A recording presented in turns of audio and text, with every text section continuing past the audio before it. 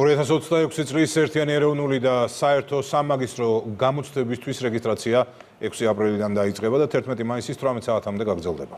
აპლიკანტებმა არანაკლებ ერთი ჩასაბარებელი საგნის საფასურის გადახდა საგამოცდო ქალაქისა და საგანმანათლებლო პროგრამების არჩევა უნდა შეძლო.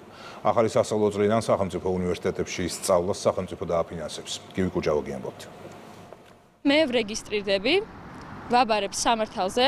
პრიორიტეტული უნივერსიტეტების საგნები და პროფესია უკვე შერჩეულია.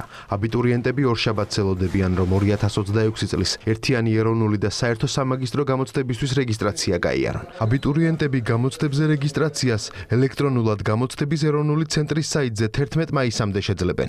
ვაბარებ ივანე ჯავახიშვილის სახელობის უნივერსიტეტში. ვფიქრობ, ძალიან კარგი შანსია იმათთვის, ვისაც რეალურად უნდა სწავლა. ჩემთვის პრიორიტეტია ჩავაბარო ბიზნეს ადმინისტრირებაზე, ძალიან მომწონდა ეს განხრა, მინდა რომ გქონდეს ჩემი საკუთარი ბიზნესი. 6 აპრილს ჩვენ რეგისტრირდებით და ვირჩევთ ჩვენ პრიორიტეტ საგნებს. გავლით ყველა აბიტურიენტი ერთიანი ეროვნული გამოცდებისთვის რეგისტრაციას და მე ავირჩევ რა თქმა უნდა ჩემს სასულიერო ფაკულტეტს და ავირჩევ ჩემს სასულიერო სახელმწიფო უნივერსიტეტს. აუცილებელია აპლიკანტებმა 6 მაისის 18 საათამდე ჩასაბარებელი ყველა ან მინიმუმ ერთი საგნის საფასური გადაიხადონ. რეგისტრაციის დასრულება კი 11 მაისამდე შეძლონ. ამ პერიოდში აბიტურიენტებს სხვა საგნების საფასურის გადახდა, საგამოცდო ქალაქის, საგანმანათლებლო პროგრამის შეცვლა და არჩევა შეეძლებათ. პრიორიტეტული პროგრამების განსაზღვრას კი აპელაციის შედეგების გამოქვეყნებიდან მომდევნო დღის ჩათვლით შეძლებენ. ეს არის სარეგისტრაციო პერიოდი, რა დროსაც აბიტურიენტებმა უნდა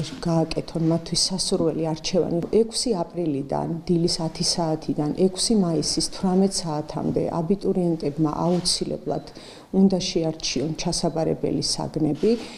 ერთი საგნის საფასურის გადახდა მაინც უნდა უზრუნველყონ იმისათვის, რომ 11 მაისამდე შეძლონ დაუშვათ დამატებით ან საგამოცდო საგნის ცვლილება, ან პროგრამის ცვლილება. 2026 წლის საგამოცდო სეზონს განათლების სამინისტროს სიახლეებით ხვდება. წელს პირველად სახელმწიფო უნივერსიტეტში ჩარიცხული სტუდენტები სწავლის საფასურს არ გადაიხდიან. ასევე აბიტურიენტებს შესაძლებლობა ექნებათ უმაღლეს სასწავლებლებთან ერთად აირჩიონ პროფესიული სასწავლებლები. ის სტუდენტები, რომლებიც უმაღლეს სასწავლებელში ვერ ჩაირიცხებიან, პროფესიულ სასწავლებელში უფასოდ ისწავლიან. სახელმწიფო ქმნის იმ ყველანაირ შესაძლებლობას, რომელიც უკვე ახალგაზრდების ძალისხმევაზე, შრომის მოყვარეობაზე და მიზანმიმართულობაზე არის ორიენტირებული და რაც მისცემს მათ საშუალებას, რომ ყოველგვარი გადასახადის გარეშე აიმაღლონ თავისი ცოდნა, კვალიფიკაცია. შეფასებისა და გამოცდების ეროვნული ცენტრი მოუწოდებს აბიტურიენტებს გაეცნონ რეგისტრაციის ვადებს. პროცედურებს და პროცესის ყველა ეტაპი განსაზღვრულ ვადებში გაიარონ.